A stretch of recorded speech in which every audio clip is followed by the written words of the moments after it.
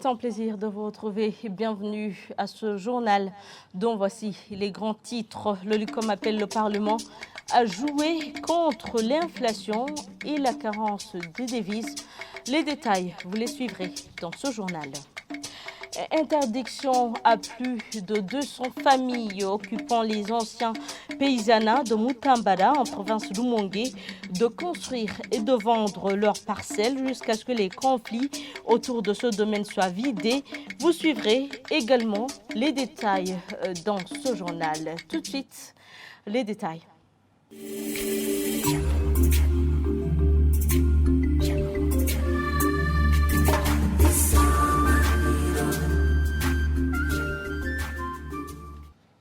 Encore une fois, bienvenue. L'Observatoire de lutte contre la corruption et les malversations économiques. Olucom appelle le Parlement à jouer son rôle de contrôle de l'action gouvernementale pour lutter contre l'inflation et la carence des devises.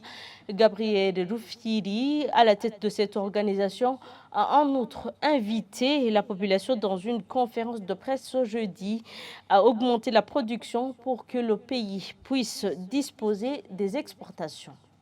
Par rapport à l'inflation, de sortir du silence et plaider pour les citoyens burundais qui subissent quotidiennement les conséquences de la pénurie des devises depuis 8 ans, envie de contraindre le gouvernement à prendre des mesures durables face à ce problème.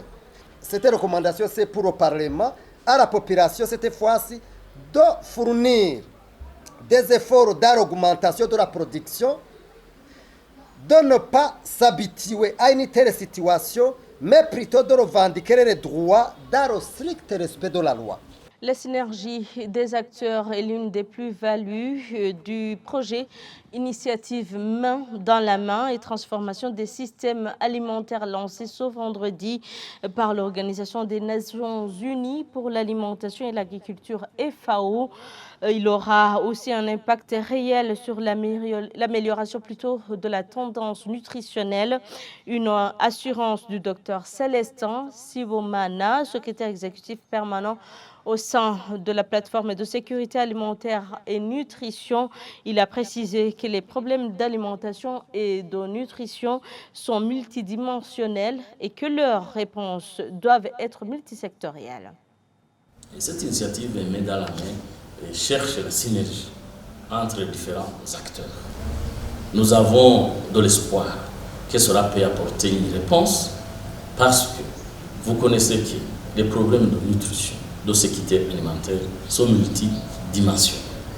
Et à une question multidimensionnelle, il faut nécessairement une réponse multisectorielle, multi-acteurs et multi-niveaux.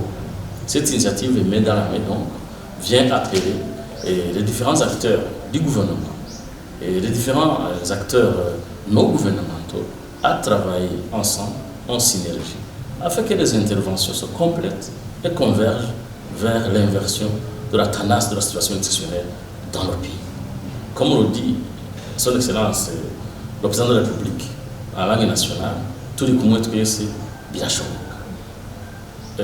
La FAO a voulu que cette plateforme, à travers son bras technique et le secrétariat exécutif permanent de la plateforme, puisse présenter la feuille de route sur la transformation des systèmes alimentaires. Cette feuille de route que nous avons présentée aujourd'hui est le fruit des concertations nationales, au niveau central, au niveau intermédiaire, des concertations largement participatives et inclusives, touchant les experts, touchant les producteurs, touchant les vendeurs de produits agricoles, pour écouter les voix et afin de structurer des pistes d'action réformatrices pour la transformation des systèmes alimentaires. Aujourd'hui, tout le monde est conscient qu'on ne peut pas renforcer la nutrition dans le pays sans toucher les systèmes alimentaires, c'est-à-dire l'ensemble des personnes, l'ensemble des infrastructures impliquées de la fourche à la fourchette, comme on dit dans le jargon technique, de l'étable à la table. Interdiction à plus de 200 familles occupant les anciens paysanats de Mutambala de construire et de vendre les parcelles du domaine de ces paysanats jusqu'à ce que les conflits qui les opposent à l'État soient vidés. Maître Jean-Claude Sinzobakwida, avocat du gouvernement burundais, l'a déclaré l'après-midi de ce vendredi à Mutambala dans une rencontre avec certains parmi les concernés, alors que certains parmi les occupants parlent des propriétés de leurs ancêtres et d'autres de la loi de 2011, les leur distribuant définitivement ces paysanats. Cet avocat du gouvernement burundais rassure que tout sera fait dans la transparence. Les détails, c'est avec Jean-Pierre Misako. Pour les rapatriés qui se sont exprimés, c'est inconcevable que leurs terres d'avant le chemin d'exil et d'après leur rapatriement deviennent aujourd'hui des propriétés domaniales. De leur côté, certains des acheteurs disent qu'ils ont acheté des parcelles chez ceux qui sont réclamés propriétaires de ces parcelles, devenus d'ailleurs leurs vrais propriétaires selon le décret présidentiel du 9 août 2011 dans son article 455.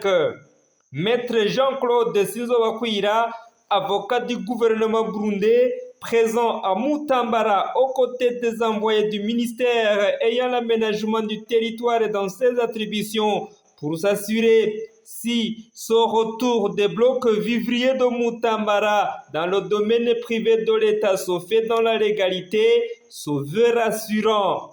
Pour lui, toute cette opération se fera en concertation avec les occupants actuels, mais les travaux de construction, l'achat ou la vente de ces parcelles sont suspendus. À cela qui brandissent le décret présidentiel de 2011 pour réclamer l'appartenance de ces parcelles, cet avocat du gouvernement précise que ces blocs vivriers ne sont pas concernés par ce décret signé 2 ans après l'ordonnance ministérielle conjointe ramenant dans le domaine privé de l'État ces blocs vivriers de Mutambara. Dans un rapport détenu par l'administration provinciale de Rumongue et parvenu aux autorités supérieures, 222 familles sont enregistrées comme ayant des parcelles dans ces 600 hectares de Mutambara du domaine privé de l'État selon ses représentants. À la page santé, la toux n'est pas une maladie en soi, mais un signe révélateur d'un problème au niveau de l'organisme. Le docteur François Ndikoumenayo, pneumologue et pneumopédiatre, indique que pour soigner la toux, le médecin doit chercher la maladie causale. Il recommande aux patients d'éviter surtout l'automédication et consulter plutôt à temps.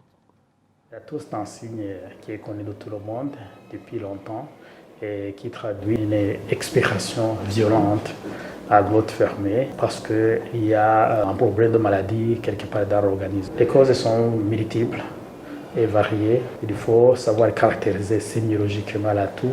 Et c'est la caractérisation sémiologique avec la recherche des signes associés à la toux qu'on pourra arriver à poser le diagnostic étiologique de la toux et par conséquent instaurer un traitement correct qui soigne et la maladie causale et la toux. Le changement météorologique peut s'accompagner par l'apparition des cas de toux, beaucoup plus que d'habitude. Cela ne veut pas dire que toutes les pathologies qui peuvent être révélées par la toux doivent suivre le rythme météorologique. La caractérisation sémiologique de la toux fait que on peut se dire qu'on est face à une toux productive, à une toux sèche, à une toux aiguë, à une toux traînante, à une toux chronique. La toux est aiguë quand elle dure moins de 3 semaines.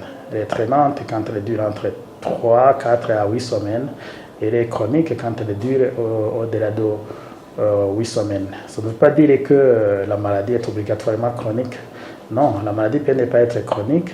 Alors que la toux persiste, parce que durant cette période d'évolution de la maladie, le patient n'a jamais eu son traitement. Ce n'est pas parce que la toux est aiguë que la maladie n'est pas chronique. Tout dépend de la cause de cette toux.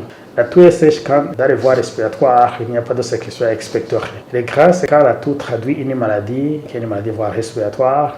Et c'est dans cette maladie, il y a la production de sécrétions dans les voies respiratoires. Quelle que soit la forme de la toux, dans cette manière, il faut que le patient consulte et que le diagnostic soit fait pour que le traitement spécifique soit instauré en fait de guérir le patient. Ce n'est pas parce que vous toussez que vous devez savoir la pathologie qui est à l'origine de votre traitement. Et si vous mettez à prendre des solutions de toutes sortes, c'est-à-dire des solutions maison à base de ce que je qualifie de plantes médicinales, des kisirans coupés, des oignons rouges, blancs, tout consort, du miel. Aussitôt que vous avez la toux, il faut consulter votre médecin. C'est le médecin qui va poser le diagnostic et instaurer un traitement. Et le traitement doit être évalué. En actualité internationale, au moins 16 morts, c'est le constat déjà des dégâts humains occasionnés par la tempête Ciarán de ce vendredi. L'Italie durement frappée, selon les informations relayées par France 24. Images et commentaires. Sous le regard impuissant des habitants, une rue devenue torrent et des véhicules emportés les uns après les autres. Papa, c'est ta voiture qui est emportée. Le bruit des tôles qui s'entrechoquent et de l'eau qui dévale. Nuit de cauchemar tout autour de Florence. Les riverains sont pris au piège par la montée brutale des eaux du fleuve Arno et de ses affluents. Un par un, les secouristes tentent d'aller les chercher sous le déluge. Tout s'est passé très vite pour cet homme, encore rongé par l'inquiétude une fois évacué. Dans la première maison, là-bas, on ne sait pas s'ils sont sortis. Vue du ciel, voici ce matin la campagne et les usines textiles de Toscane noyées sous les eaux. Dans le secteur de Prato, il est tombé 1 mois de pluie en 3 heures, du jamais vu. Les victimes sont essentiellement des personnes âgées qui sont mortes dans leur voiture ou qui n'ont pas eu le temps de se mettre à l'abri. Ici a été retrouvé le corps d'un retraité de 85 ans. Dans ce quartier hébété, le nettoyage a commencé, mais parfois, il n'y a plus grand-chose à sauver. L'eau est montée jusque-là. En 20 minutes seulement, la maison de Gerardo Trebi a été dévastée par la boue. Quand le fleuve est sorti de son lit, on s'est enfui. Parce que l'eau s'engouffrait partout, défonçait les portes, cassait tout sur son passage.